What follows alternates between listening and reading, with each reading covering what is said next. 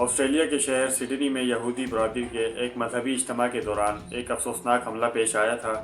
بدقسمتی سے اس حملے میں ملوث دونوں افراد جو باپ اور بیٹا تھے، جن کے نام ساجد اکرم اور نوید اکرم سامنے آئے تھے، یہ دونوں مسلمان تھے۔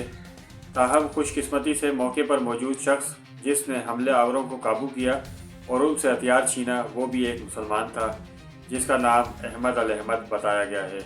اس واقعے کے فوراً بعد بھارتی میڈیا اور بھارتی حکومت کی نگرانی میں چلنے والے متعدد سوشل میڈیا اکاؤنٹس نے بغیر کسی تصدیق کے چند ہی سیکنڈز میں اس حملے کو پاکستان سے جوڑنے کی کوشش شروع کر دی۔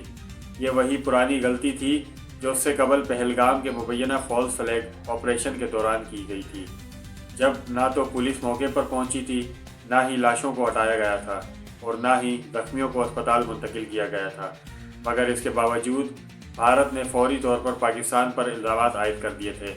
سڈنی حملے کے معاملے میں بھی بھارتی میڈیا نے یہی روش اپنائی اور آسٹریلوی حکومت یا پولیس کے سرکاری موقف کا انتظار کیے بغیر ہی ساجد اکرم اور نوید اکرم کو پاکستان سے جوڑنے کی کوشش کی۔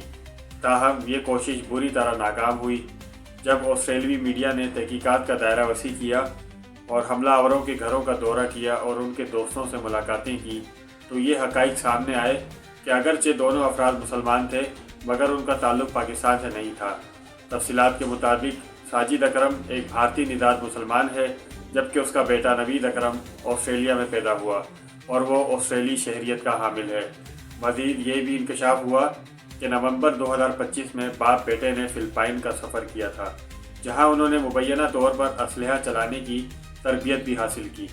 تحقیقات سے یہ بات واضح ہو گئی کہ ان دونوں افراد کا پاکستان سے کوئی تعلق نہیں اور نہ ہی انہوں نے پاکستان کا کوئی سفر کیا ہے۔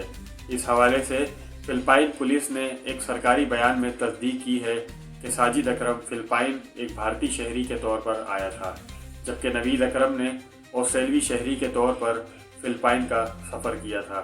دوسری جانب آسٹریلوی حکومت نے مزید تحقیقات کے لیے فلپائن اور بھارت دونوں ممالک سے باضابطہ رابطہ قائم کر لیا ہے تاکہ اس معاملے میں تمام پہلوؤں کو مکمل طور پر بے نقاب کیا جا سکے۔